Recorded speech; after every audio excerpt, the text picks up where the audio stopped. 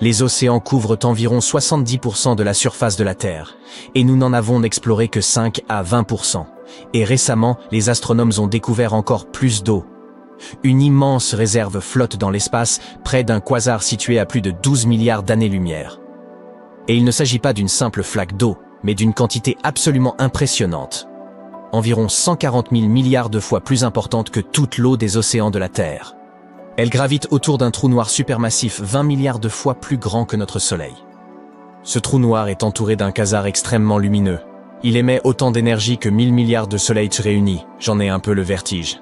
D'ailleurs, comme la lumière met du temps à nous parvenir, nous voyons ce quasar tel qu'il était lorsque l'univers était encore jeune. Les astronomes sont convaincus que cette immense réserve d'eau est la plus éloignée et la plus grande jamais découverte dans l'espace. Matt Bradford, du Jet Propulsion Laboratory de la NASA, a précisé que c'est grâce à son environnement unique que ce quasar est à même de produire une telle quantité d'eau. L'équipe de Bradford, en collaboration avec un autre groupe d'astronomes, étudie depuis un certain temps ce quasar et le trou noir supermassif qui se trouve en son centre. Ils ont remarqué que lorsque le trou noir attire la matière environnante, il réchauffe le gaz et la poussière qui se trouvent à proximité. Ce processus a créé une zone remplie de molécules qui n'avaient jamais été observées à une telle distance auparavant. Les premiers quasars ont été détectés il y a plus de 50 ans, lorsque des télescopes ont repéré des objets extrêmement lumineux dans l'espace lointain. Ce ne sont pas des étoiles ordinaires, ils brillent au centre de galaxies lointaines et sont si puissants qu'ils éclipsent toutes les étoiles qui les entourent. Au cœur de chaque quasar se trouve un trou noir gigantesque, des millions, voire des milliards de fois plus lourd que le Soleil. Lorsque le gaz et la poussière tourbillonnent vers le trou noir, ils se réchauffent et libèrent une quantité incroyable d'énergie. Cela fait du quasar l'un des objets les plus brillants et les plus puissants que nous ayons jamais observés dans l'espace. Observer les quasars, c'est comme remonter dans le temps. La lumière que nous voyons aujourd'hui a voyagé pendant des milliards d'années. Elle permet aux scientifiques d'avoir un aperçu de ce à quoi ressemblait l'univers dans un passé lointain. Les quasars peuvent nous aider à comprendre comment les galaxies se sont formées, comment la matière s'est propagée et comment les premières structures cosmiques se sont assemblées. Certains quasars émettent d'énormes jets de particules ultra rapides. En s'étendant dans l'espace, ils peuvent parfois modifier des régions entières de l'univers. Mais revenons à cette eau sidérale, ou plutôt à cette vapeur d'eau. Lorsque les astronomes l'ont découverte, elle flottait autour du quasar, répartie sur une immense zone large de plusieurs centaines d'années-lumière. À titre de comparaison, une seule année-lumière équivaut à environ 9,6 billions de kilomètres. Même si le gaz y est incroyablement rare, contrairement à ce que nous connaissons sur Terre, il est beaucoup plus chaud et plus dense que le gaz présent dans la plupart des autres galaxies, y compris dans notre propre Voie lactée. La température de ce gaz est d'environ -52 degrés Celsius, et sa densité est environ 300 000 milliards de fois inférieure à celle de l'atmosphère terrestre. Cela semble extrême. Même à l'échelle de l'espace, c'est inhabituel. Or, la vapeur d'eau n'est pas une molécule comme les autres. Le fait même qu'elle existe à proximité d'un quasar suggère que cette zone est régulièrement exposée à des radiations. C'est cette exposition qui maintient le gaz à une température plus élevée que la normale. Pour ajouter au mystère, les astronomes ont également détecté du monoxyde de carbone et d'autres molécules. En d'autres termes, il y a beaucoup de matières premières dans les environs. À l'avenir, ce gaz pourrait contribuer à agrandir encore davantage le trou noir supermassif, jusqu'à 6 fois sa taille actuelle. Cependant, ce n'est qu'un scénario parmi tant d'autres. Une partie du gaz pourrait être aspirée par le trou noir, une autre pourrait former de nouvelles étoiles, et une autre encore pourrait être projetée dans l'espace. La découverte de vapeur d'eau dans un quasar aussi lointain signifie que les éléments constitutifs de l'univers existent depuis des milliards d'années. L'eau est essentielle à la vie telle que nous la connaissons, donc sa présence il y a si longtemps suggère que les ingrédients nécessaires à la vie existaient bien plus tôt que nous ne le pensions. Cependant, l'eau n'est pas seulement importante pour la vie. Elle joue également un rôle clé dans la formation des étoiles et des galaxies. Lorsque d'énormes nuages de gaz se refroidissent, l'eau contribue à leur effondrement, facilitant ainsi la naissance de nouvelles étoiles. Mais comment les chercheurs ont-ils pu repérer cet énorme nuage d'eau ? En 2008, l'équipe de Bradford a commencé à rechercher de l'eau dans l'espace à l'aide d'un instrument spécial appelé ZSPEC. Celui-ci était fixé à un télescope de 10 mètres à Hawaï. Pour vérifier leurs résultats, ils ont utilisé un autre outil puissant, le CARMA, Il s'agit d'un groupe d'antennes radio situé dans les montagnes du sud de la Californie. Au même moment, une autre équipe recherchait de l'eau à l'aide d'un télescope situé dans les Alpes françaises. En 2010, cette deuxième équipe a détecté une infime trace d'eau dans notre lointain quasar. Il s'agissait d'un signal minuscule.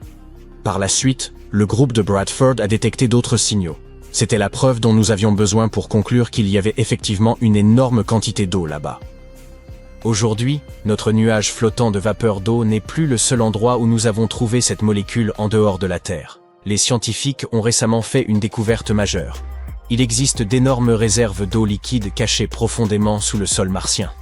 En théorie, les futurs astronautes pourraient donc utiliser cette eau pour leur mission, voire pour s'installer de manière permanente sur Mars. Mais bien sûr, il y a un hic. Cette eau ne se trouve pas dans de jolis lacs ou océans facilement accessibles. Elle est enfouie si profondément à l'intérieur de Mars que nous n'avons aucun moyen de l'atteindre avec la technologie dont nous disposons actuellement. Les scientifiques l'ont découverte en analysant les données sismiques de la sonde Mars InSight. Celle-ci a détecté une activité sismique étrange, que l'on peut expliquer par la présence de ces réserves d'eau cachées.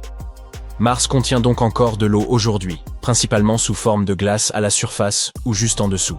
Mais ce n'est rien comparé aux quantités massives que la planète contenait il y a des milliards d'années. La grande question est la suivante. Où est passée toute cette eau? Les scientifiques pensent qu'elle s'est soit évaporée dans l'espace, soit déplacée vers l'intérieur de la planète, où elle pourrait désormais être piégée sous forme de gisements liquides ou de dépôts de glace. Le problème? Nous n'avons aucun moyen de mesurer la quantité d'eau perdue par Mars. Cette question reste donc sans réponse pour l'instant. La Lune, satellite de la Terre, contient également de l'eau, mais pas sous la forme que vous imaginez. Au lieu de lacs ou de rivières, l'eau de la Lune est principalement constituée de glace, répartie de manière inégale à sa surface. Les pôles, froids et ombragés, en sont particulièrement riches, car ils ne sont jamais exposés au soleil. Une grande partie de cette glace est également mélangée au sol lunaire et enfouie profondément, ce qui la rend très difficile à atteindre. Il y a ensuite Encelade, l'une des lunes de Saturne. Elle est minuscule, avec un diamètre de seulement 505 km. C'est tout de même suffisant pour contenir l'Arizona. Tiens, pourquoi ne pas essayer? Plus sérieusement, lorsque la sonde spatiale Cassini de la NASA est arrivée près de Saturne, les scientifiques s'attendaient à trouver un monde gelé et stérile. Mais au lieu de cela, ils ont observé d'énormes panaches de particules glacées et de vapeurs d'eau jaillissant de geysers près du pôle sud. Cela signifiait qu'un océan gigantesque devait se cacher sous sa croûte glacée, pris en sandwich entre le noyau rocheux de la Lune et sa surface gelée.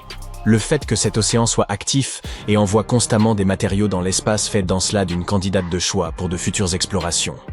Nous avons également Europe, l'une des lunes de Jupiter et l'un des endroits les plus prometteurs pour la recherche de vie extraterrestre. Europe possède un gigantesque océan d'eau salée qui pourrait atteindre 64 à 161 km de profondeur. Cela signifie qu'il pourrait contenir plus d'eau que tous les océans de la Terre réunis. Mais il y a un obstacle de taille. Cet océan est caché sous une épaisse couche de glace, et les scientifiques pensent qu'il aurait une épaisseur située entre 16 et 32 km. L'océan d'Europe reste liquide grâce aux forces de marée exercées par la gravité de Jupiter. L'attraction massive de la planète étire et comprime la Lune, créant une friction qui la réchauffe à l'intérieur et empêche l'océan de geler. Le plus passionnant, c'est que les scientifiques pensent que des panaches d'eau pourraient jaillir des nombreuses fissures qui parsèment la surface glacée d'Europe. Si cela se confirme, nous pourrions un jour être en mesure de prélever des échantillons de cet océan sans avoir à forer à des kilomètres de profondeur. Cependant, de nombreuses inconnues subsistent. Quel est le volume des réserves d'eau d'Europe? À quelle vitesse se recongèle-t-il? Et comment la température et la pression extrême affectent-elles la glace? Les scientifiques sont impatients de le découvrir, car l'océan d'Europe est l'un des lieux les plus prometteurs où trouver des microbes extraterrestres dans notre système solaire. Ce signal avait traversé l'espace pendant 200 millions d'années, et, lorsqu'il atteignit enfin la Terre, il s'accompagna d'un récit captivant. Il pourrait même nous permettre d'élucider une énigme qui perdure depuis 18 ans. Nous avons détecté celui-ci en 2022. Il s'agissait d'une flambée d'ondes radio d'une intensité exceptionnelle. Bien qu'il n'ait duré qu'une fraction de seconde, il surpassa en éclats des galaxies entières. Au départ, ce signal ne retint guère l'attention, car nous avions déjà observé des phénomènes similaires. C'était un sursaut radio rapide, ou FRB. Ces manifestations restent une énigme depuis des années, notamment parce que nous ignorons totalement leur origine. Les FRB sont de brèves et intenses décharges d'énergie qui nous parviennent de toutes les régions de l'univers. Leur durée n'excède pas 3 secondes, ce qui les rend difficiles à capter. Pourtant, il est presque impossible de ne pas les remarquer, tant leur puissance défie l'entendement. Un seul sursaut peut libérer autant d'énergie que le Soleil sur une journée entière. Ils nous intriguent depuis 2007. Nous avons enregistré plus d'1 millier de ces signaux, provenant d'un peu partout, de notre propre galaxie jusqu'à des régions situées à 8 milliards d'années-lumière. Aucun, cependant, n'a livré le moindre indice quant à son origine ou sa signification. Au moins, nous savons qu'ils ne résultent pas d'une activité extraterrestre. Ils doivent être générés par un phénomène récurrent, et ce dernier signal pourrait enfin nous fournir des réponses. Il n'a duré que 2 millisecondes et n'était pas particulièrement lumineux. Mais en l'examinant de plus près, les chercheurs se sont aperçus qu'ils allaient, pour la première fois, pouvoir le localiser avec précision. Ils se sont immédiatement attelés à la tâche. L'analyse a révélé que cette impulsion provenait d'une galaxie située à environ 200 millions d'années-lumière. En d'autres termes, ces ondes radio ont voyagé pendant tout ce temps avant d'atteindre la Terre. Le signal fluctuait de façon singulière, un phénomène connu sous le nom de scintillation. Lorsque la lumière ou les ondes radio se propagent jusqu'à nous, elles peuvent inopinément croiser des nuages de gaz. Les particules et les ondes se heurtent alors à ces masses, ce qui perturbe légèrement le signal. Ainsi, lorsqu'il nous est parvenu, il était quelque peu altéré. Pourtant, c'est précisément ce nuage qui nous a permis d'identifier avec exactitude l'origine de ce signal. Il s'avère qu'il provenait d'une étoile à neutrons, des objets d'une rare fascination. Ces astres sont les vestiges d'étoiles, à l'existence brève mais flamboyante. Lorsqu'une immense étoile, bien plus massive que notre Soleil, épuise son carburant, elle devient incapable de soutenir sa propre masse. Elle disparaît alors dans une explosion connue sous le nom de supernova. Dans ces derniers instants, son noyau s'effondre sous l'effet d'une gravité extrême, engendrant ainsi l'un des objets les plus denses de l'univers. Par curiosité, comparons cela à l'osmium, l'élément le plus dense que l'on trouve sur Terre. Un simple petit cube d'osmium pèserait environ 360 grammes, ce qui est déjà considérable. Ainsi, 30 décimètres cubes de cet élément atteindraient un poids stupéfiant de 640 kg, soit l'équivalent d'une vache de taille moyenne. Maintenant, tâchez de deviner la masse d'un cube minuscule extrait d'une étoile à neutrons. Ce serait un poids effarant de 7 milliards de tonnes. Oubliez l'idée même de le tenir dans votre main. Un tel objet déformerait la structure même de la réalité qui l'entoure. C'est un peu comme tenter d'imaginer le mont Everest réduit à la taille d'une bille. Une vision difficilement concevable. Malgré leur masse colossale, ces étoiles sont d'une taille étonnamment réduite, à peine 10 km de rayon, soit l'équivalent d'une ville. Pourtant, leur poids dépasse celui du Soleil lui-même. Mais si cela ne vous impressionne pas déjà, sachez que l'étoile à neutrons dont il est question n'était pas une étoile ordinaire. Il s'agissait d'un magnétar. Un magnétar est une catégorie rare d'étoiles à neutrons. Lorsqu'une telle étoile voit le jour, il n'y a qu'une chance sur 10 qu'elle devienne un magnétar. Ce phénomène se produit si, au moment de l'effondrement stellaire, son champ magnétique s'accroît de manière incontrôlable. La rotation s'accélère, l'intérieur est en pleine effervescence, et soudain, un champ magnétique 1000 milliards de fois plus puissant que celui de la Terre surgit. Et ce n'est pas tout. Ces champs figurent parmi les plus extrêmes de l'univers, au point de pouvoir désintégrer les atomes. Et c'est exactement ce qu'ils font. Ils pulvérisent tout ce qui les entoure, formant ainsi une mer incandescente de particules électriquement chargées, appelée plasma. Le champ magnétique, déchaîné, tord et déforme ce plasma à sa guise, transformant la scène en un véritable chaos brûlant. Tout y est en perpétuel mouvement, collision, dispersion, absorption, un environnement peu propice à la détente. Mais revenons à notre protagoniste. Le magnétar dont nous parlons baignait lui aussi dans cette soupe de plasma et était entouré d'un champ invisible aux effets redoutables. Et c'est précisément de là que provenait le mystérieux signal. Il était né quelque part dans cet environnement infernal, à une distance de 10 000 km du magnétar. Cela peut sembler considérable, mais en réalité, cette distance est inférieure à celle qui sépare New York de Singapour. Un fait intrigant demeure. Comment un sursaut radio a-t-il pu s'échapper d'un tel endroit? En règle générale, ces émissions sont soit bloquées, soit absorbées. La plupart du temps, les ondes radio restent piégées sur place, comme dans une cage.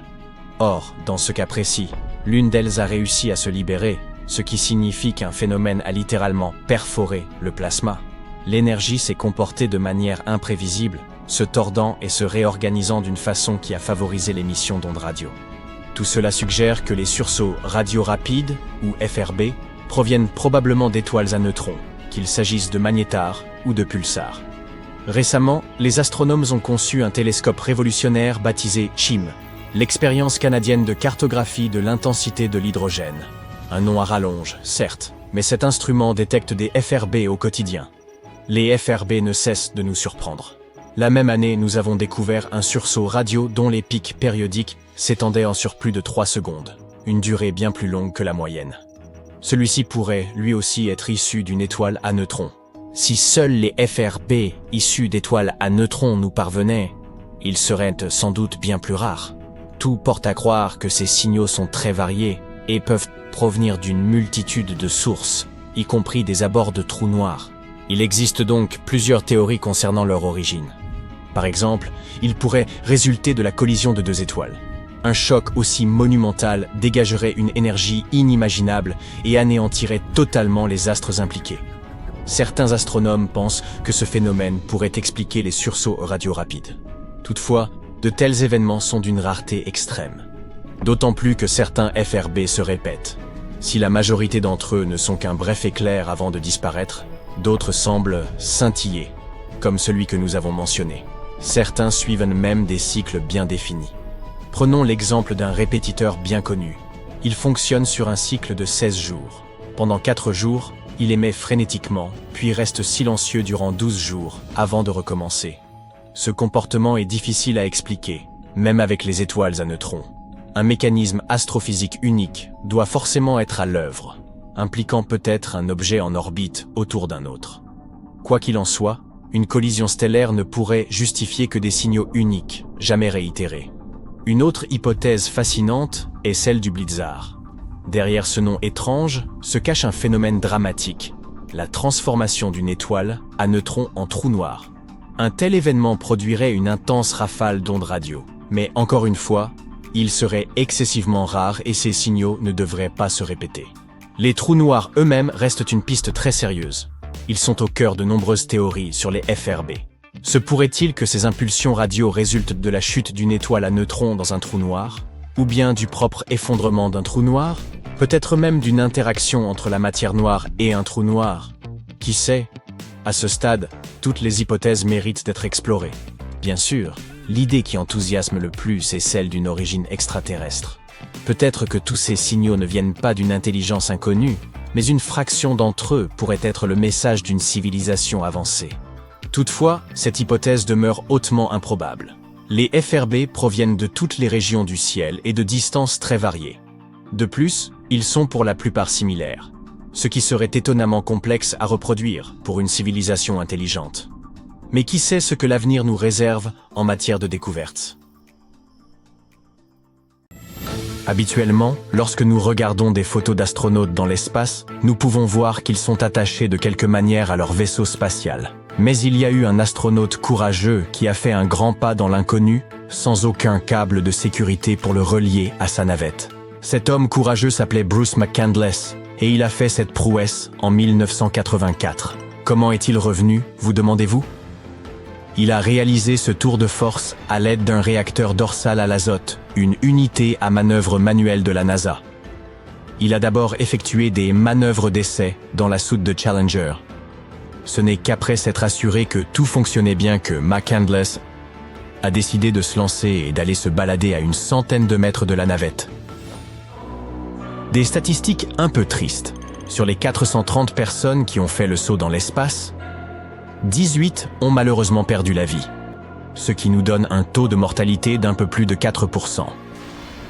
Au vu de ces chiffres, on peut affirmer que les navettes spatiales sont des moyens de transport très peu sûrs, c'est évident. Mais clarifions un peu les choses. Si nous calculons mieux ces chiffres, nous pouvons obtenir un pourcentage plus faible. Comment? Eh bien, 4% est un peu trompeur, parce qu'avec ce calcul, nous prenons en compte tous les vols spatiaux. Or, certaines personnes ont effectué plusieurs vols, ce qui réduit la probabilité. Avec plus de 600 sièges occupés lors de 113 vols, le véritable taux de mortalité des missions est en fait plus proche de 2%. Testons maintenant votre culture générale, voulez-vous? Quel a été le premier être vivant envoyé dans l'espace? Vous avez répondu un singe? Vous vous trompez. Pour ceux qui ont répondu un chien, désolé, ce n'est pas correct non plus. Le 9 juillet 1946, des drosophiles ont été les premiers êtres vivants à se rendre dans l'espace lors d'un vol suborbital à bord d'une fusée V2. Le 20 février 1947, ces petites bêtes sont revenues saines et sauves de leur voyage, ouvrant ainsi la voie à l'exploration humaine de l'espace. Avant d'envoyer des mammifères en mission, comme le singe Rhesus Albert II en 1959, ou les célèbres chiens de l'espace, les scientifiques ont passé beaucoup de temps à étudier les mouches à fruits pour voir comment elles réagissaient aux radiations et aux conditions de voyage. Les chercheurs avaient commencé à utiliser des drosophiles pour leurs expériences dès les années 10. Vous savez pourquoi? Parce que les humains partagent un grand nombre de gènes avec ces petites bestioles. Imaginez que vous entendiez une musique effrayante lorsque vous êtes plongé dans l'obscurité et qu'il n'y a personne pour vous aider. Imaginez maintenant à quel point les astronautes qui ont entendu cette musique inquiétante dans leur navette ont pu être bouleversés. Quelques mois avant leur atterrissage sur la Lune, les astronautes de la mission Apollo 10 étaient en orbite autour de notre satellite, en train de tester leur équipement lorsqu'ils ont entendu d'étranges bruits. Eugene Cernan, en plaisantant, a remarqué que ces bruits étaient sinistres et qu'ils ressemblaient à une musique bizarre. À ce moment-là, les astronautes n'avaient pas de contact avec le centre de contrôle. Ils se trouvaient près de la face cachée de la Lune. Ces bruits ressemblaient à la bande sonore d'un film de science-fiction. Mais la NASA a décidé de ne pas en faire grand cas, voulant protéger la santé mentale des astronautes. Malgré des années de spéculation, les théories allant de l'interférence radio à l'activité de particules chargées, la source des bruits reste inconnue. Cernan a remarqué plus tard que personne à bord n'avait pris ces bruits au sérieux et qu'ils ne les avaient pas signalés après la mission. Il y a de fortes chances que nous ayons déjà reçu des messages de nouveaux amis venus d'autres galaxies, mais que nous n'ayons pas réussi à les comprendre. En août 1997, des astronomes utilisant le radiotélescope Big Ear de l'Université de l'Ohio ont capté un étrange signal radio à bande étroite, provenant de la constellation du Sagittaire, qui a duré 72 secondes. Ce signal bourdonnait à une fréquence de 1420 MHz, ce qui est significatif car cela correspond aux émissions naturelles de l'hydrogène. Cette fréquence avait été signalée par les scientifiques près de 20 ans plus tôt comme un choix probable pour les civilisations extraterrestres qui tenteraient de nous contacter. Ils l'ont appelé le signal WOW. Après que l'un des astronomes se soit ainsi exclamé par écrit sur son relevé, nous n'avons plus jamais entendu ce signal, et personne n'a été en mesure d'expliquer son origine de manière satisfaisante. Après avoir passé environ un mois dans l'espace, les astronautes commencent à perdre beaucoup de peau sous les pieds, en particulier les callosités coriaces qu'ils ont accumulées au fil du temps. Un astronaute a même appelé le centre de contrôle de la mission un peu paniqué, lorsqu'il a remarqué qu'un morceau de son talon se détachait littéralement. Mais pas d'inquiétude. Au fur et à mesure que les vieilles callosités disparaissent, il en apparaît assez vite de nouvelles sur le dessus des pieds. Cela permet aux astronautes de bien s'accrocher aux appuis, un peu comme des trapézistes de l'espace. Voir du sang dans ses urines est effrayant. En apesanteur, le sang ne descend pas dans le bas du corps de la même manière que sur Terre. Cela peut conduire à des situations un peu effrayantes dans les navettes. Les pulsions naturelles sont universelles, quel que soit l'endroit où l'on se trouve. Il y a deux raisons principales pour lesquelles les astronautes ne peuvent pas utiliser les toilettes traditionnelles dans l'espace. Tout d'abord, l'eau est une ressource extrêmement précieuse à bord d'un véhicule spatial. Deuxièmement, il n'y a pas d'écoulement gravitationnel de l'eau dans l'espace. L'eau potable à bord d'une station spatiale est contenue dans des poches et on se désaltère différemment que sur Terre. En apesanteur, un dispositif spécial, avec aspiration et sac jetable, est utilisé pour la collecte des déchets, le stockage étant évacué tous les 10 jours. En outre, les navettes sont équipées de systèmes complexes conçus pour recycler et filtrer les déchets liquides et les convertir en eau utilisable pour les besoins quotidiens des astronautes. Comme si tout cela n'était pas suffisant, le fait de passer une période prolongée à flotter dans l'espace pose un autre problème. Le corps peut perdre ses bourses séreuses, ces petits coussins que l'on trouve entre les articulations de la hanche. Si cela ne pose pas de problème immédiat dans un environnement sans gravité, le retour sur Terre peut transformer le simple fait de s'asseoir, que ce soit sur une chaise ou sur des toilettes, en une véritable torture. Les mouvements de fluide qui contribuent aux problèmes sanguins ne s'arrêtent pas là. Ils peuvent également faire des ravages dans les sinus des astronautes, créant une sensation constante de congestion. C'est comme si l'on vivait en permanence dans une pièce étouffante, sans pouvoir se soulager. Ainsi, il y a de nombreux défis à relever lors d'un voyage spatial de longue durée, une expérience aussi difficile qu'excitante. Un autre défi auquel les astronautes sont confrontés est la perte de vision, également connue sous le nom de syndrome oculaire, ce qui semble tout à fait scientifique. Bien que la cause exacte reste un peu mystérieuse, on pense que la pression supplémentaire exercée sur le cerveau peut endommager la rétine et le nerf optique. Et voici un fait amusant. Cette maladie touche surtout les hommes. Par ailleurs, vous pourriez penser que fermer les yeux dans l'espace équivaut à se plonger dans le noir, mais ce n'est pas le cas. En raison des niveaux élevés de rayonnement, les astronautes voient encore de vives lumières traverser certaines parties de leurs orbites. C'est un phénomène assez étrange qui les tient sur le qui-vive, même les yeux fermés. Passons à la vitesse supérieure et parlons de la santé des os dans l'espace. Il s'avère que la pesanteur peut vraiment faire des ravages sur le squelette des astronautes. Ils peuvent perdre jusqu'à 2% de leur masse osseuse chaque mois, ce qui est assez incroyable. Mais la bonne nouvelle, les chercheurs ont mis au point de nouveaux exercices qui les aident à lutter contre la perte de masse osseuse. Ainsi, même si les voyages dans l'espace ne sont pas sans poser de problème, les scientifiques travaillent d'arrache-pied pour que nos astronautes restent en pleine forme pendant qu'ils explorent l'univers. L'effondrement terminal est une théorie intéressante sur la façon dont l'univers pourrait prendre fin.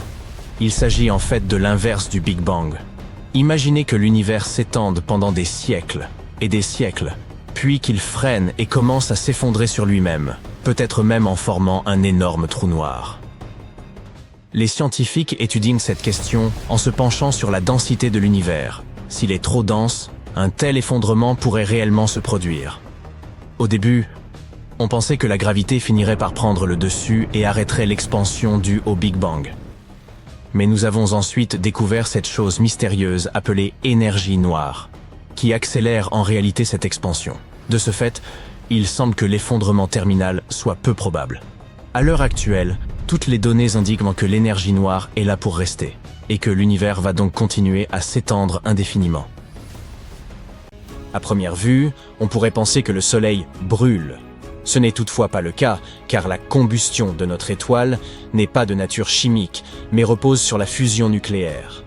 Le Soleil ne risque donc pas de manquer d'oxygène ou d'interrompre sa combustion, puisqu'il n'utilise pas d'oxygène pour brûler.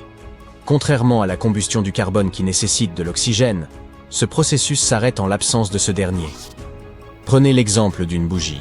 Si vous la couvrez, elle n'aura plus accès à l'oxygène et cessera de brûler. En revanche, la fusion nucléaire consiste à fusionner les noyaux d'atomes pour former de nouveaux noyaux plus massifs, ce qui entraîne la transformation de ces atomes en de nouveaux éléments. Ce processus ne requiert ni oxygène ni aucune autre substance. Il suffit d'une pression ou d'une température suffisamment élevée pour rapprocher les noyaux des atomes, permettant ainsi de surmonter leur répulsion électrostatique et de les fusionner en un seul noyau. En 2011, 2 équipes d'astronomes ont découvert un immense nuage d'eau flottant dans l'espace. Il s'agit du plus grand et du plus lointain réservoir jamais détecté dans l'univers. Ce nuage de vapeur d'eau entoure un gigantesque trou noir, appelé quasar, situé à 12 milliards d'années-lumière de la Terre. L'environnement qui règne autour de ce quasar est probablement unique, produisant d'énormes quantités d'eau par la collision des atomes d'hydrogène et d'oxygène. Ce nuage contient 140 000 milliards de fois la quantité d'eau présente sur notre planète, ce qui pourrait fournir à chaque être humain l'équivalent de 20 000 planètes en eau. Plus impressionnant encore, les astronomes estiment que ce nuage d'eau s'est formé à peine 1,6 milliard d'années après la naissance de l'univers. Pour les scientifiques, c'est une preuve supplémentaire que l'eau est omniprésente dans l'univers et existait dès ses débuts. Avant cette découverte, on n'avait jamais observé de vapeur d'eau aussi loin dans l'univers primitif. Bien que notre galaxie, la Voie lactée, contienne également de l'eau, la majorité de cette eau se trouve sous forme de glace. L'eau n'est pas la seule substance à flotter dans l'espace, on y trouve également de l'alcool. En 2009, des chercheurs examinant un vaste nuage de gaz et de poussière au centre de notre galaxie ont fait une découverte surprenante. La présence de formiate d'éthyle, une molécule responsable de l'arôme sucré des framboises. Ils ont également identifié une autre région intéressante, riche en alcool éthylique, le même que l'on retrouve dans de nombreuses boissons. Au pôle nord de Saturne, une tempête énigmatique fait rage. D'une taille gigantesque, elle s'étend sur une superficie plus vaste que celle de notre planète et présente un motif hexagonal déconcertant. À ce jour, l'origine de cette forme inhabituelle demeure inexpliquée. Découvert pour la première fois en 1987, cet hexagone est resté caché dans l'obscurité jusqu'à ce que la lumière du Soleil le révèle à nouveau. Peu après, la sonde Cassini, spécialement conçue pour l'exploration du système saturnien, a capturé une série d'images saisissantes, ainsi qu'une vidéo de cette tempête hexagonale. Il s'est avéré que sa taille était colossale, avec une profondeur estimée à environ 290 km. L'œil de la tempête est 50 fois plus grand que celui des tempêtes typiques sur Terre. De plus, elle change progressivement de couleur, passant du bleu au doré. Des vents composés d'hydrogène et d'ammoniac encerclent la tempête, atteignant une vitesse de plus de 480 km/h. Elle possède plusieurs centres, dont certains tournent dans le sens horaire et d'autres dans le sens inverse. Le plus grand vortex, qui paraît blanc, est 2 fois plus massif qu'un ouragan ordinaire sur Terre. Quant à l'hexagone en lui-même, il s'agit d'un courant de jet formé de gaz atmosphérique. Les spécialistes le décrivent comme un simple courant fait d'air et de phénomènes météorologiques. Un détail intrigant réside dans la présence d'un vortex à une altitude supérieure à celle des nuages de Saturne, ressemblant à une structure imposante. Les aurores de Saturne, provoquées par le champ magnétique de la planète, se situent au-dessus de l'hexagone, ajoutant une touche onirique à son apparence. Des astronomes ont découvert un gigantesque volcan potentiellement actif près de l'équateur de Mars, qui était littéralement à découvert mais resté inaperçu. Ce volcan est ancien et fortement érodé, mais semble encore en activité. Il pourrait même subsister des traces de glaciers à sa base. Cette découverte ouvre la voie à un site prometteur pour la recherche de vie et constitue également une destination potentielle pour de futures explorations, tant humaines que robotiques. La structure n'a pas encore reçu de nom officiel et est provisoirement désignée sous le nom de volcan Noctis. Elle culmine à 9000 mètres et s'étend sur une distance impressionnante de 450 km. Une telle envergure suggère que le volcan est actif depuis une période prolongée. Dans sa partie sud-est, on observe un mince dépôt volcanique récent, et il est possible que de la glace subsiste encore en dessous. À environ 700 millions d'années-lumière de la Terre se trouve un immense vide, dépourvu de galaxies, d'étoiles, de planètes ou d'astéroïdes. Un néant total. Ce vide, de forme vaguement sphérique, mesure environ 330 millions d'années-lumière de diamètre. Notre galaxie, la Voie lactée, pourrait y tenir des milliards de fois.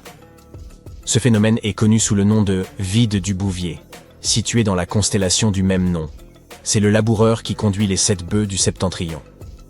Initialement surnommé le Grand Rien, il a par la suite reçu son nom actuel. Aujourd'hui, nous savons que les galaxies forment une structure semblable à une toile géante. La majorité d'entre elles appartiennent à de longues formations appelées filaments, qui traversent l'univers et se rencontrent pour créer des zones de forte densité, connues sous le nom d'amas de galaxies. Cependant, entre ces amas et ces filaments se trouvent d'immenses vides, presque totalement dépourvus de galaxies. Ces vides représentent près de 80% de l'univers observable. et la plupart d'entre eux sont gigantesques, mesurant de 30 à 300 millions d'années-lumière de diamètre. Le vide du Bouvier est l'un des plus massifs, au point d'être qualifié de supervide. Les astronomes estiment qu'il pourrait être le fruit de la fusion de plusieurs vides plus petits. Il existe une planète en diamant qui orbite autour d'une étoile dans la constellation du Cancer et accomplit une rotation complète en seulement 18 heures terrestres. Ce corps céleste porte le nom scientifique de 55 Cancri E. Son rayon est 2 fois plus grand que celui de la Terre et sa masse est 8 fois supérieure. Cette planète est extrêmement chaude, avec des températures sur sa face éclairée, pouvant atteindre près de 2760 degrés. Ce qui est encore plus fascinant à propos de 55 Cancri E, c'est que, d'après certains spécialistes, au moins un tiers de sa masse pourrait être constitué de diamants.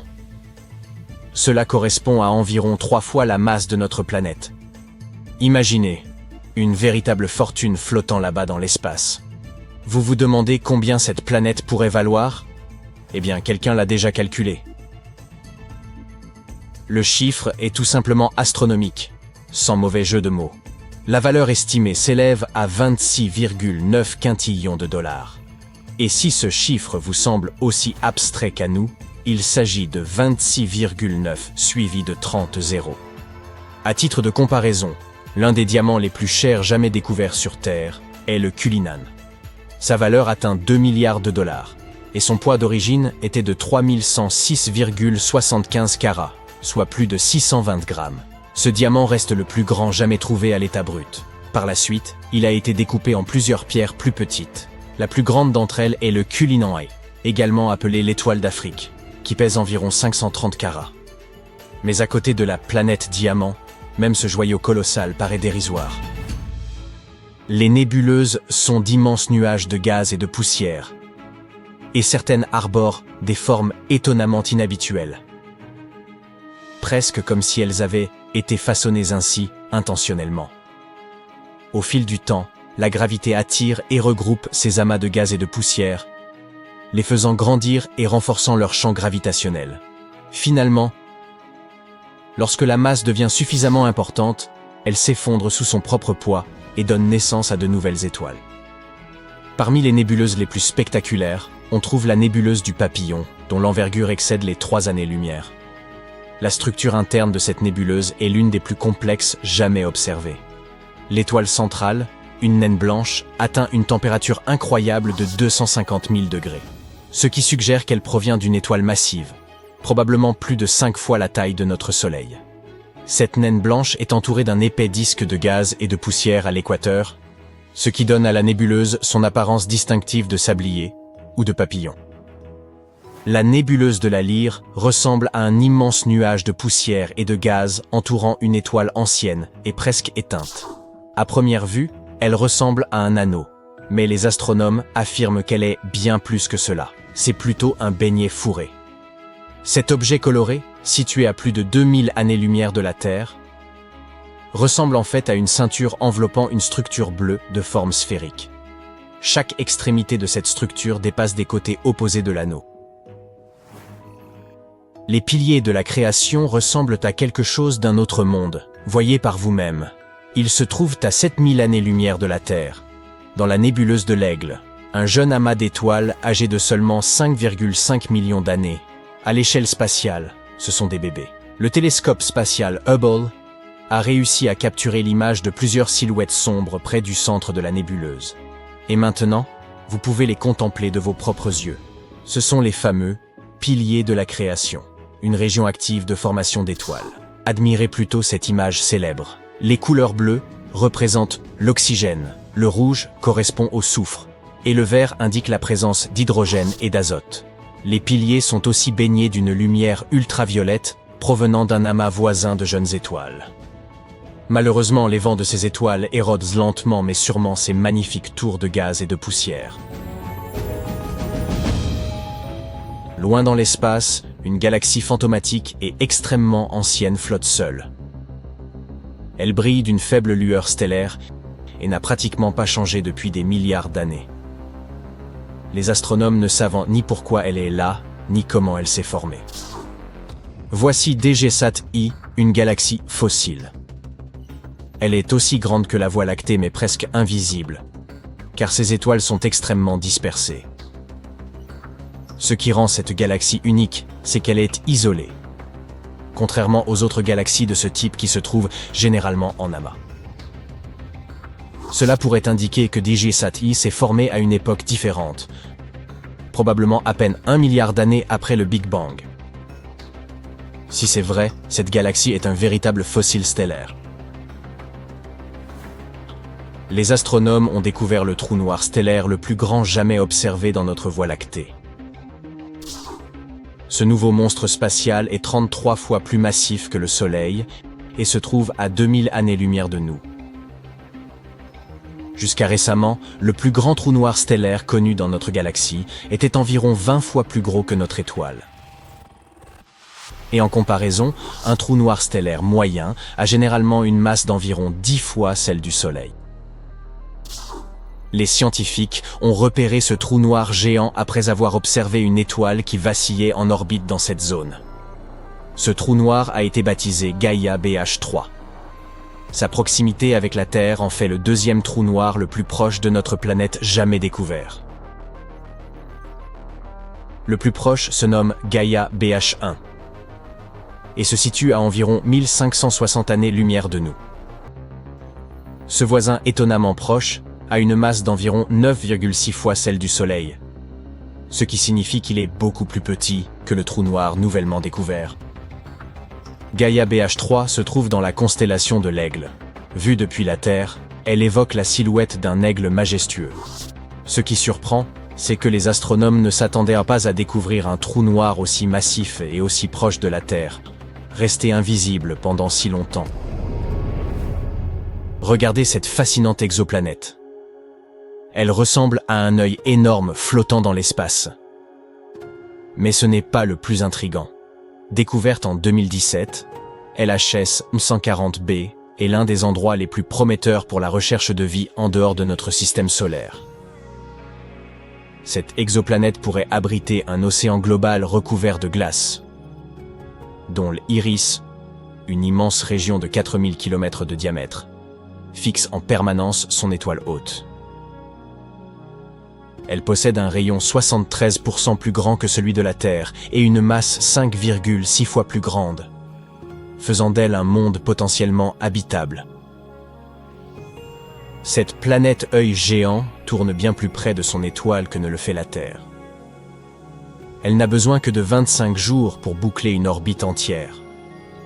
Si son étoile ressemblait à notre Soleil, une telle proximité rendrait l'apparition de la vie impossible. Mais il s'agit d'une naine rouge froide et peu lumineuse, ce qui place l'exoplanète dans la zone habitable de son étoile, où l'eau ne gèle pas entièrement ni ne s'évapore complètement. Actuellement, LHS M140b semble être l'une des meilleures candidates pour abriter la vie dans notre voisinage cosmique. Les éruptions solaires sont des bouffées intenses de rayonnement électromagnétique pouvant durer de quelques minutes à plusieurs heures. Elles surviennent lors de perturbations magnétiques à la surface du Soleil, lorsque les lignes de champ magnétique s'entrelacent et se brisent, libérant de grandes quantités d'énergie, y compris des rayonnements ultraviolets et des rayons X dévastateurs. Ces lignes apparaissent dans les taches solaires, des régions plus sombres et plus fraîches à la surface du Soleil, formées par des champs magnétiques remontant des profondeurs de notre étoile. Quant aux éjections de masse coronale déclenchées par ces éruptions solaires, elles sont projetées dans l'espace et peuvent frapper planètes, satellites et tout objet sur leur chemin. Lorsqu'elles atteignent la Terre, elles provoquent des tempêtes géomagnétiques qui, en plus de créer de magnifiques aurores polaires, peuvent causer des pannes de réseaux électriques et des dysfonctionnements de satellites. Tous ces phénomènes solaires extrêmes, éjections de masse coronale, taches et éruptions solaires, s'intensifient considérablement durant le pic du cycle d'activité solaire de 11 ans, connu sous le nom de maximum solaire. À l'approche de ce pic, l'activité du Soleil augmente fortement. Il projette d'énormes quantités de plasma en fusion, émet des flux puissants de radiation et fait apparaître des taches solaires de dimension planétaire. Initialement, les experts prévoyaient que le cycle solaire actuel atteindrait son apogée en 2025. Toutefois, au vu de l'augmentation récente du nombre de taches, de la fréquence des tempêtes solaires intenses et d'autres phénomènes rares, il semble que ce maximum puisse survenir plus tôt que prévu. Cette planète, dénommée WASP-193b dans le domaine scientifique, est si légère qu'on la compare souvent à un morceau de peluche. Surnommée la planète Barbe à Papa, elle se situe à environ 1200 années-lumière de la Terre. Bien que nous ne puissions l'observer directement, les scientifiques estiment que cette planète ressemble à une version plus grande et plus volumineuse de Jupiter. Elle possède une densité extrêmement faible, rendue d'autant plus particulière par sa température élevée et la luminosité infrarouge de son étoile hôte. À noter que son rayon n'est supérieur que de 46% à celui de Jupiter, tandis que sa masse ne représente que 14% de celle de notre géante gazeuse, ce qui en fait un cas atypique parmi les planètes connues. Un gros plan sur cette planète suffit à illustrer sa nature vaporeuse, cotonneuse presque. Il serait absolument impossible de se tenir sur sa surface, même si vous parveniez à l'atteindre. Ce type de planète est exceptionnellement rare, et cette légèreté inhabituelle pourrait être due à l'influence de son étoile, qui la réchauffe et la dilate, à la façon d'un marshmallow trop grillé près d'un feu de camp. Grâce à sa densité extraordinairement basse, WASP-193b se distingue parmi les plus de 5000 exoplanètes découvertes à ce jour, apparaissant comme une véritable anomalie dans le vaste catalogue des mondes extrasolaires. En avril 2023, les astronomes ont fait une découverte fascinante. Un trou noir fugitif. Celui-ci traverse l'univers à une vitesse stupéfiante de 5 600 000 km à l'heure, soit environ 4500 fois la vitesse du son. Cette découverte a été faite par hasard lorsque les chercheurs ont remarqué une étrange ligne droite dans les images du télescope Hubble. Après une analyse approfondie, ils ont compris qu'il s'agissait d'un trou noir en mouvement. Ce dernier comprime les gaz sur son passage, générant littéralement de nouvelles étoiles le long de sa trajectoire. Il laisse ainsi derrière lui une magnifique traînée d'étoiles qui s'étend sur 200 000 années-lumière, soit l'équivalent de la longueur de 2 voies lactées. L'une des extrémités de cette traînée d'étoiles semble se connecter à une petite galaxie lointaine, d'où le trou noir provient probablement. Il est probable que 2 trous noirs supermassifs tournaient l'un autour de l'autre, jusqu'à ce qu'une autre galaxie, avec son propre trou noir supermassif, arrive et en éjecte un des deux, d'où son nom de fugitif. Il est possible qu'il existe une 9e planète, surnommée Planète 9, dans notre système solaire.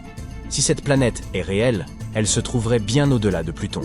Les astronomes émettent cette hypothèse en raison des mouvements inhabituels de certains objets rocheux proches de Neptune, comme s'ils étaient influencés par la gravité d'une immense planète invisible. La planète 9 pourrait être une géante gazeuse ou de glace, avec une masse 7 fois supérieure à celle de la Terre. Selon une des théories, elle aurait existé au sein de notre système solaire avant de percuter un objet massif qui l'aurait propulsé sur une orbite extrêmement longue autour du Soleil. La découverte de cette planète pourrait révolutionner notre compréhension du système solaire. Un nouveau télescope, doté de la plus grande caméra numérique jamais conçue, commencera ses observations du ciel en 2025. Peut-être découvrira-t-il enfin cette planète mystérieuse. En 2023, une autre découverte époustouflante a été réalisée grâce au télescope spatial James Webb, qui a identifié plus de 500 objets similaires à des planètes dans la nébuleuse d'Orion. Certains de ces objets ont une masse comparable à celle de Jupiter et sont appelés objets binaires de masse jupitérienne, ou jumbo pour les intimes. Ils flottent librement sans étoiles et ne sont ni véritablement des étoiles ni des planètes. Encore plus surprenant, environ 42 paires de ces objets orbitent l'un autour de l'autre, un comportement inattendu pour des planètes. De plus, des objets de cette taille ne devraient normalement pas se former et exister sans être liés à une étoile. Les astronomes cherchent à comprendre ce phénomène. Peut-être que ces jumbos se sont formés dans des régions où la matière suffisait pour créer de gros objets planétaires, mais pas assez pour former des étoiles. Ou bien ont-ils tous été éjectés de leur système stellaire? Ce mystère nécessite désormais une étude approfondie. Le trou noir situé au centre de notre galaxie, Sagittarius A été par le passé un objet particulièrement étrange. Heureusement, il n'a pas pris la fuite comme l'autre trou noir mentionné plus tôt, mais il a présenté des comportements singuliers. Les astronomes ont découvert deux structures supermassives appelées boules de Fermi et boules Rosita, qui s'étendent sur environ la moitié de la largeur de notre galaxie et dominent la Voie lactée depuis plus de 2 millions d'années.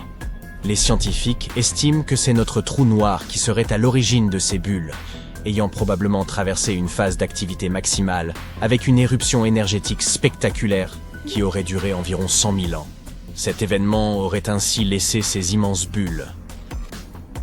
En 2023, le télescope spatial James Webb a capturé une image remarquable et extrêmement détaillée d'objets appelés Herbig Haro, en particulier ceux nommés Herbig Haro 4647.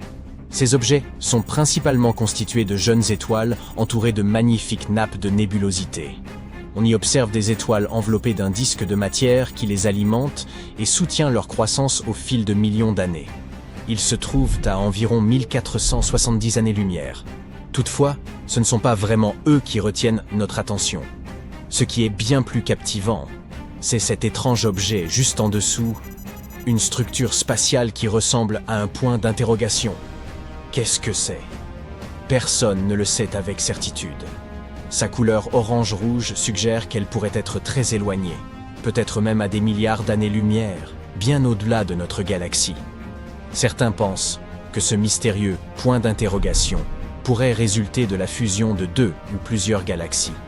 L'une d'elles était probablement une galaxie spirale déformée, d'où sa forme légèrement courbée, représentant peut-être les queues arrachées en tournoyant l'une vers l'autre. L'autre aurait été plus petite et plus ronde, ressemblant à une galaxie sphérique classique. Les dynamiques gravitationnelles ne cessent de nous surprendre. Les astronomes se sont lancés dans la recherche de mégastructures extraterrestres. Ils estiment que si une civilisation intelligente existe quelque part, elle pourrait avoir construit d'immenses structures pour alimenter leur technologie, comme les sphères de Dyson, des structures hypothétiques entourant des étoiles pour capter leur énergie. En analysant les données historiques de télescopes qui détectent des signaux infrarouges, ils ont repéré des signaux inhabituels qui pourraient indiquer la présence de telles structures. Actuellement, 7 candidates potentielles ont été identifiées, toutes provenant d'étoiles naines rouges, plus petites, plus rouges et moins massives que le Soleil. Un autre institut de recherche a trouvé 53 autres candidates. La cause exacte de ces signaux reste incertaine. Il pourrait s'agir non pas de sphères de Dyson, mais de grands débris spatiaux. Il semble qu'il y ait de mystérieuses structures au cœur de notre galaxie. En 2023, le télescope spatial James Webb a capturé une image détaillée de la région de Sagittarius C, située près du centre de la Voie lactée.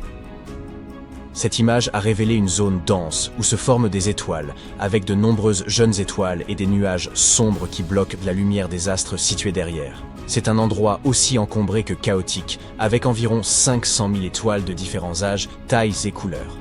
Les scientifiques l'étudient maintenant pour mieux comprendre la formation des astres. Mais ce qui est vraiment étrange, c'est qu'ils ont découvert autre chose. Une vaste région d'hydrogène ionisé, visible en cyan sur l'image. Cette zone mesure environ 25 années-lumière de long et entoure la partie inférieure d'un nuage dense. Il semble aussi y avoir des structures, en forme d'aiguille, apparemment disposées de manière aléatoire, et les astronomes n'ont aucune idée de ce qu'elles sont. Ils vont donc devoir étudier cela plus en détail. Les astronomes ont découvert une galaxie massive extrêmement rare, appelée JWST 7329, et elle est d'une ancienneté impressionnante.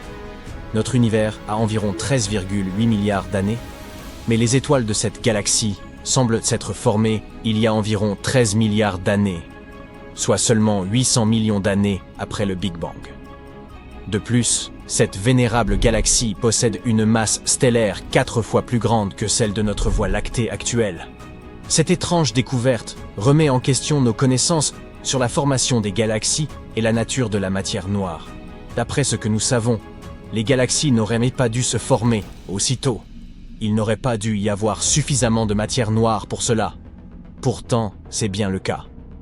Il est donc possible que nos modèles aient besoin d'une révision. Un événement astronomique incroyable, appelé AT 2021 LWX et surnommé Scary Barbie, s'est produit. C'était un éclat d'énergie extrêmement brillant survenu le 13 avril 2021. Il s'agit de l'un des événements les plus énergétiques jamais observés dans l'espace. Il n'y avait ni galaxie ni quasar à proximité. Alors, qu'est-ce qui a bien pu se passer? Initialement, les astronomes pensaient qu'un trou noir supermassif attirait une énorme étoile. Mais après quelques recherches, ils croient désormais que cela pourrait être dû à un trou noir géant qui aurait englouti une grande quantité de gaz, peut-être un immense nuage moléculaire. Ce trou noir titanesque aurait une masse comprise entre 100 millions et 1 milliard de fois celle du Soleil. Et c'est l'un des trous noirs les plus massifs et les plus actifs connus. Les astronomes ont trouvé le plus ancien filament de la toile cosmique jamais observé. La toile cosmique désigne une immense structure de l'univers constituée de filaments interconnectés de galaxies et de matière noire. Ils agissent comme une ossature pour les galaxies et autres structures, jouant un rôle crucial dans leur formation. Le filament découvert est composé de 10 galaxies étroitement regroupées et s'étend sur plus de 3 millions d'années-lumière. Ce filament est très ancien, puisqu'il serait apparu seulement 830 millions d'années après le Big Bang, probablement ancré par un quasar lumineux. Cette découverte nous pousse à reconsidérer la manière dont les galaxies se forment, et à réfléchir à ce qui s'est produit dans notre univers après le Big Bang.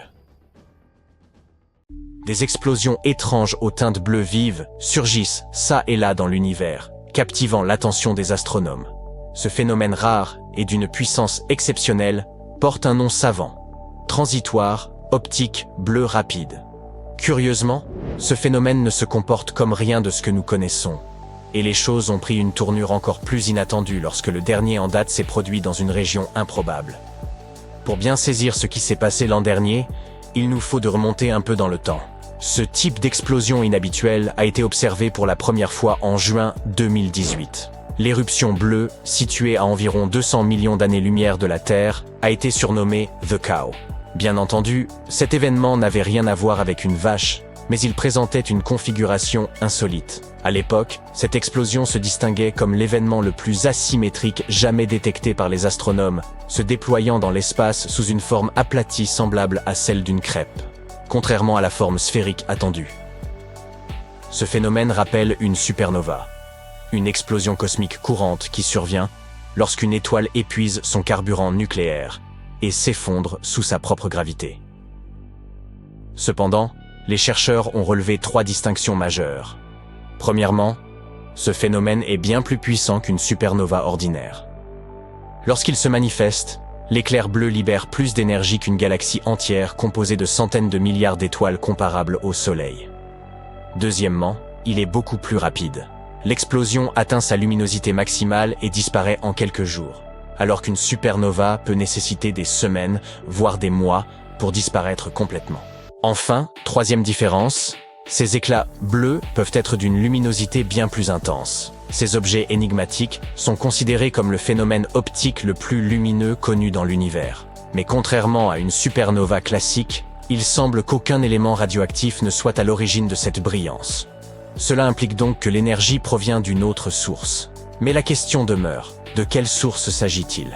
Les scientifiques sont encore loin d'avoir percé tous les mystères entourant ce phénomène. Depuis qu'il a été observé pour la première fois, des investigations approfondies sont en cours, et 15 télescopes à travers le monde scrutent en permanence le ciel pour le détecter. Depuis 2018, ces explosions extrêmes ont été observées environ une fois par an. Ainsi, bien qu'elles soient rares, elles ne sont pas aussi exceptionnelles qu'on pourrait le penser.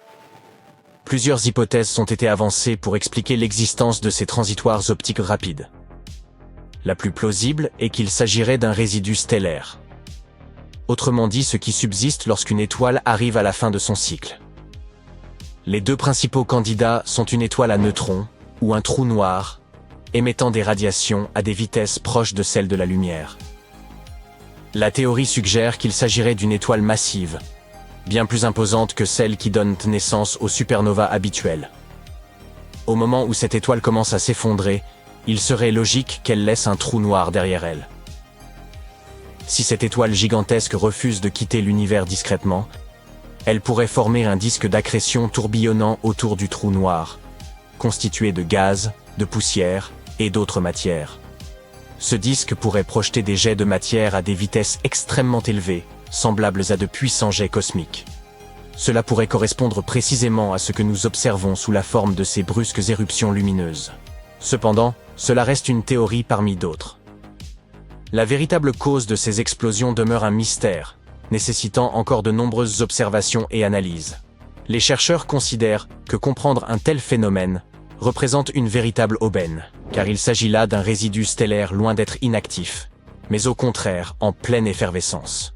Depuis que ce phénomène a été repéré pour la première fois, toutes les occurrences similaires observées par nos télescopes se sont produites dans le même type de région.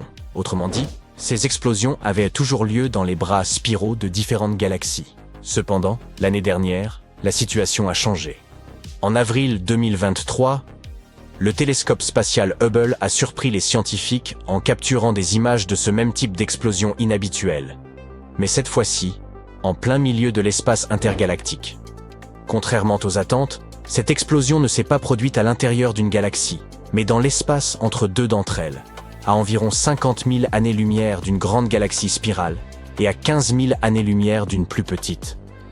Cet événement a été baptisé The Finch. C'est bien notre veine.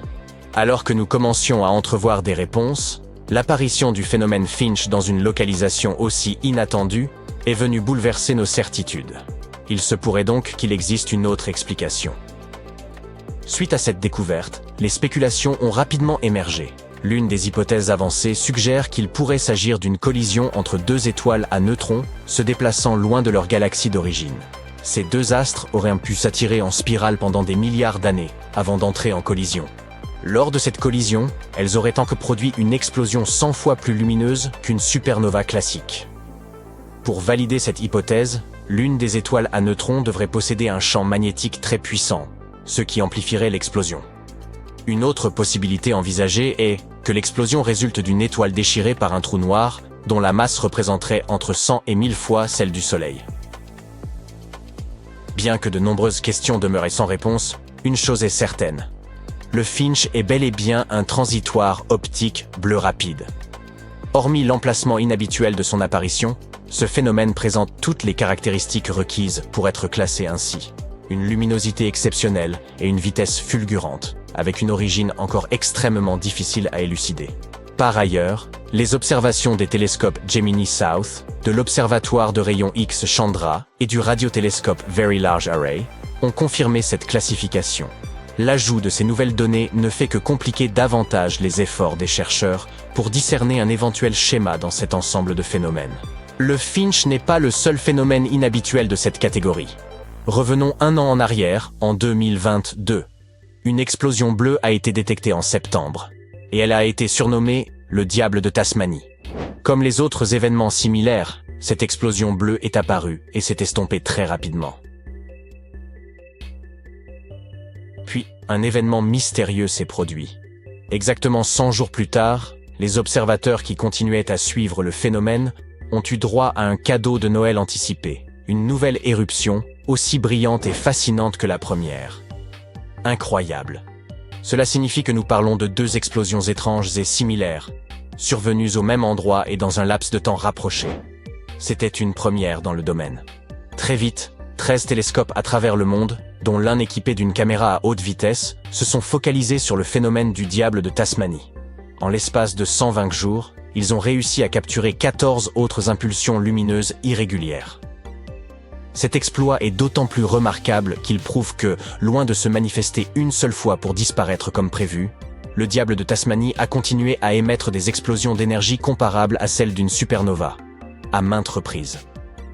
Imaginez une telle puissance.